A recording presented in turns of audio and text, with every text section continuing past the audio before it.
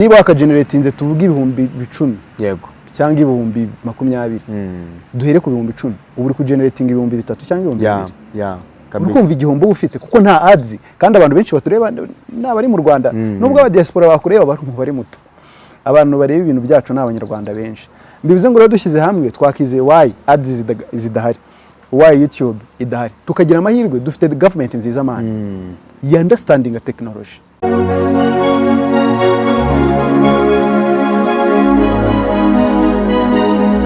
iyo mana dusengira komeye ni mana itabura guseruka ni mana yumva amasengesho iyo mana dusengira komeye ngiyi ndirimbo wakagombye kuririmba niba uri umwe mu bakoresha urubuga rwa YouTube hano mu Rwanda mbese wari ubizi ngiyi nkuru ihenze ariko ntashaka kugurisha ngiye kukubwira wowe ushakira umukate ku rubuga rwa YouTube icara wumve. Minisitiri w'urubyiruko n'iterambere ry'ubuhanzi Dr Utumatwishima Jeanne Paul Abdallah itangaje ko guverinoma y'u Rwanda yatangiye ibiganiro n'urubuga rwa YouTube bigamije kugarura ads zituma abakoresha urubuga binjiza amafaranga kuko ibyo bakora byamamazwamo na kampani nyinshi zirimo na Google. Atangaje ibi mu gihe bamwe mu bakoresha YouTube yaba aba blogger, aba content creator, ibitangazamakuru n'abandi bakomeje gutaka igihombo cyaturutse kuba ibyo bakora ntacyo bibinjiriza mu Rwanda bitewe n'uko iyo umuntu arebye ibyo bakora ari mu Rwanda abirebera ubuntu nta mafaranga binjiza. Ibi nako bigenda no ku bahanzi kuko iyo urebye indirimbo ye cyangwa se filime ye uri mu Rwanda ntacyo bimumarira. Ibi biri mu mpamvu zituma benshi mu bakoresha urubuga rwa YouTube batangira ibiganiro byabo basuhuza abantu bari muri Leta Zunze Ubumwe za Amerika, Canada ndetse n'ahandi kuko iyo baba barebeye ibyo bakoze aribwo binjiza amafaranga. Bivuze ko kureba ibikorwa by'umuhanzi uri mu Rwanda ntacyo bimarira uwo muhanzi. Mu ijoro ryo kuri uwa gatanu tariki 20 Nzeri 2024 Minisitiri Utumatwishima yasubije ukoresha izina rya Kavuke X ku rubuga rwa X ko hari ibiganiro byatangiye bigamije kugarura ads mu bakoresha urubuga rwa YouTube hano mu Rwanda. Ati twatangiye kubisaba mwihangane bizaza. Kavuke X yabwiye Minisitiri Utumatwishima ko kuza kwa ads za YouTube hano mu Rwanda bizafasha mu kugabanya ubushomeri mu rubyiruko kandi bizafasha benshi.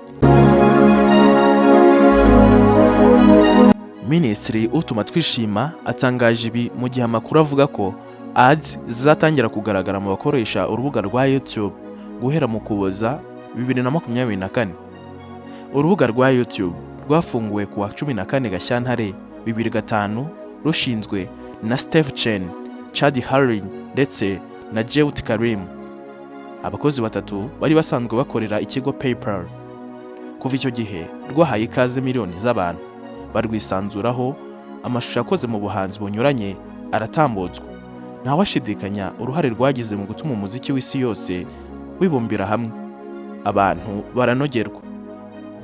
Mu rwego rwo gukuza imari shingiro ya YouTube, uru rubuga rwashyizeho uburyo bwo kwishyura abantu barukoresha mu gihe bashyizeho ibintu bikishimirwa cyangwa se bikarebwa n'umubare munini.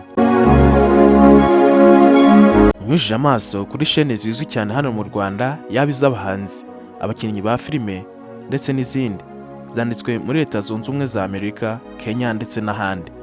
Chaîne ya Israel Mbonyi yanditswe muri Canada, iya James na Daniela yanditswe muri Uganda, Christopher yanditswe muri Leta Zunze Ubumwe za Amerika, Chris Easy nayo yanditswe muri Leta Zunze Ubumwe za Amerika.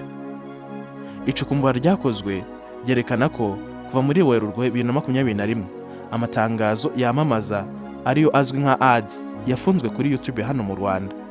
Ibi ariko ntaho bihuriye no kuba YouTube idakorera mu Rwanda kubera ko iyo ukoresheje VPN Virtual Private Network ugahitamo igihugu ushaka nk'u Burundi, ads cyangwa se amatangazo yamamaza urayabona kuri YouTube kandi YouTube ntikorera mu Burundi.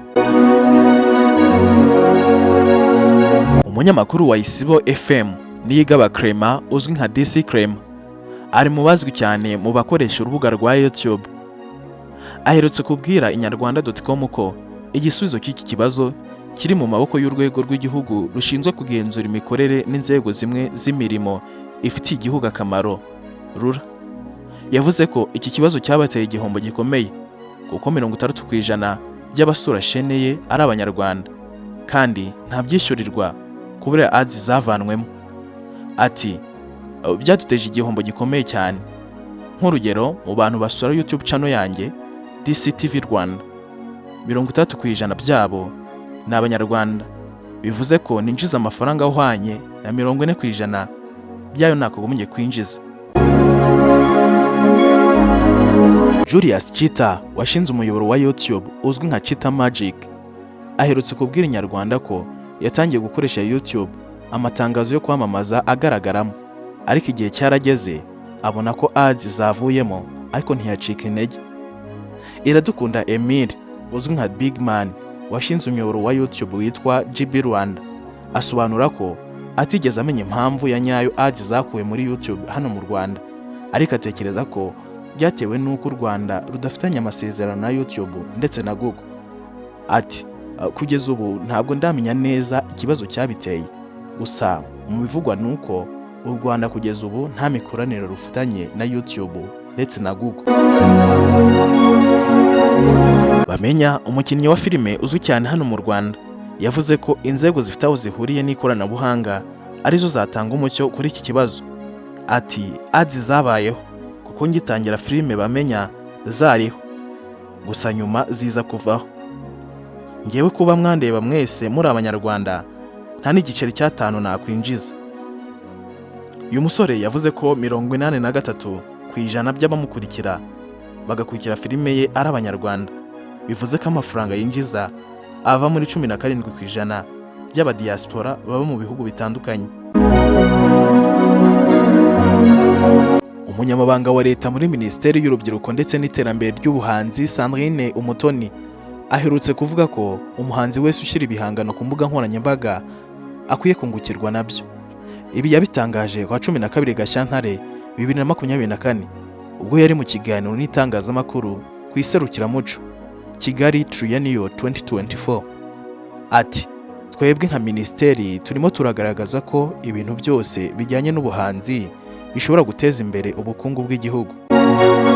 Umutoni Sandrine yavuze ko guverinoma idafitanye amasezerano n'imbuga zicuruza ibihangano ku buryo wagira icyo ashyiraho yakungukirwa nacyo, ariko avuga ko hari gutekerezwa uko byahabwa umurongo.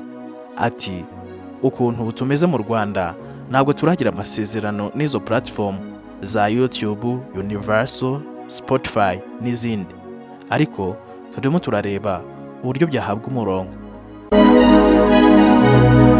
Turagushimiye cyane aho twabanye muri iki kiganiro kigufiya.